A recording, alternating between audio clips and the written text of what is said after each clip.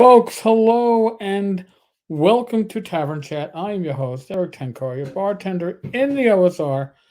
And as you can tell from the background, yes, I am not home in New York City. I am in the Poconos where it's a balmy, I think, 45 degrees right now. I think that's going to be a high tomorrow. Interesting times. New York was still experiencing, I don't know, late summer, early fall, and now we're smack dab in a late fall up here. In any case, um, I've had a number of appointments, not my own, but a number of appointments where I've taken rates in the last week or so. And in doing so, I've been taking my iPad with me. And why am I taking my iPad to these appointments? Well, because I'm sitting in a car. And I'm sitting in a car, uh, either listening to XM Circus Radio or I am reading Game Wizards, the epic battle for Dungeons and Dragons. And according to this, I am 13% into it. So I am not extremely far into it.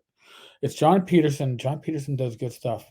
But even more importantly, um, Jon Peterson has taken his game to 11. Before, he was the historian that would write, he was very good. He's taken very good to the levels of great plus. The writing is not just entertaining, it's informative. Again, I got no spoilers to give you, but I do find something very interesting. And that is, let's say, scratch my nose. Um, that even back then, when I say back then, even in the early 70s, when Guy Gax is working with, what's it, Gideon Games, Larry, and he's trying to get this stuff in motion and he's working on stuff with different people, including his future partner in crime, right? Who then they had a falling out. So we think of Dungeons and Dragons and we think Gary for the most part, right? But Dave Arneson was the partner, but Gary and Dave had partnered on prior stuff. And what's interesting is Gary was basically the editor, product project manager, maybe what we would call these days. And yet the people that he had recruited, right, for another company that he was editing the works with, he was tweaking it, and it was Arneson and Gygax for this release, or so and so and Gygax for this release. Checks were bouncing, right? Checks were bouncing. It wasn't Gary's checks that were bouncing, but Gary had to say, "I'm sorry, you guys aren't getting paid." And it's not like this was earth-shattering numbers of dollars and cents. At one point, the buyout, if TSR was going to go belly up, right, and wasn't going to continue publishing Dungeons and Dragons, the buyout by the creators, which is interesting because Gary was signing as a publisher and Gary was also signing as one of the creators, would have been $300. Can you imagine? I mean, you can't even buy an OCE in a decent condition, the original collector's edition of D&D White Box, for $300, right? Imagine buying the property, the copyright, the trademark for $300. So that was what would have happened if the game hadn't been a success. And now a lot of us think that the game was a success right out of the box. It wasn't. So it's an extremely good read. Now, the reason why I have it on Kindle and not in paperback, and for the longest time, I was all about give me the paper. But Kindle is convenient because it allows me to put my book collection on my iPad, right? In theory, I could even sneak some reading in on my iPhone, right? Because the Kindle app will sync across devices. And you can also get it on a Kindle device, but even I will say there gets to a point where there's too many devices. So I'm doing this. I'm reading this on Kindle. Also, I get to do the white text on black. It seems to be easier on my eyes. I can make the text bigger, which again is easier on my eyes. I am 54. I don't wear glasses when I do these casts, generally speaking, but believe me, I wear glasses in my day to day life, and not having to wear glasses when reading something of this intensity. And it's intense, but there's a narrative voice that John has that he's always had it when he's joined onto podcasts. He's had this narrative voice, and you listen to him, and you get enveloped in a story. And with this book, that same narrative voice is what you're reading, and it is engrossing.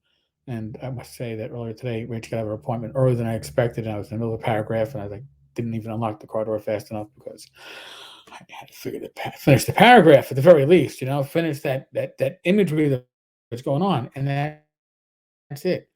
It's imagery, and it is a lot of details. Now, some people are going to go, I don't need to know these details. Yeah, you do. If you don't know history, maybe not you, but somebody will be doing to repeat it. You have to see the risks that were taken, the foolish steps that were taken. And the amazing thing about Dungeons and Dragons is that this is a property that was written by two very different people. Uh, Dave and Gary were yin and yang. Okay, they really, but um, whereas Dave had the imagination to step out of the box, right? Um, Gary had the focus to take that and put it literally into a box. And I think without Dave, we would never have Dungeons and Dragons because I don't think anybody would have thought of the concept as we know it. But without Gary making it into something that was more focused, more usable, more something that you could show others. And I guess the Secret Dungeons and Dragons here in this book even explains that the Secret Dungeons and Dragons was people playing it at one of the early Gen Cons, playing it. Listen, explaining how role playing games works. Now we've tried this with different additions to the basic set, right? And samples of play and all that stuff, but nothing speaks as well as to how to play a game like Dungeons and Dragons or any role playing game, but actually playing it with other players. That interaction, that immersion, um, it is priceless. Rachel's experience at her first North Texas was literally just getting into the games, not worrying about the rules. Rules were secondary. Rules were in the background. Rules came down to what die do you have to roll? Did you hit? What kind of damage did you? What actions are you taking?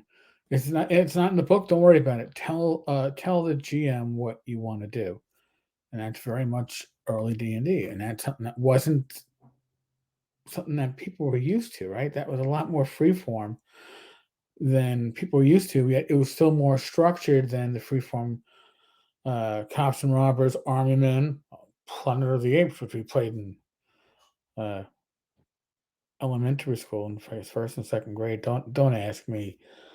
Planet of the Apes. I think the girls with the apes. They were capturing the boys. It was like it was like Size of Tag or something like that. But we had to co-opt it with one of the popular IPs at the time. So if you get a chance, seriously, grab this book. I would love a chance to have John join Mike and I on a talking crit. Would be great. I don't know. I've spoken with John a few times. I don't know him well. Maybe Mike has a few more connections than I do in this one. Maybe we can make this work. But also gives me a little time tonight to finish reading it.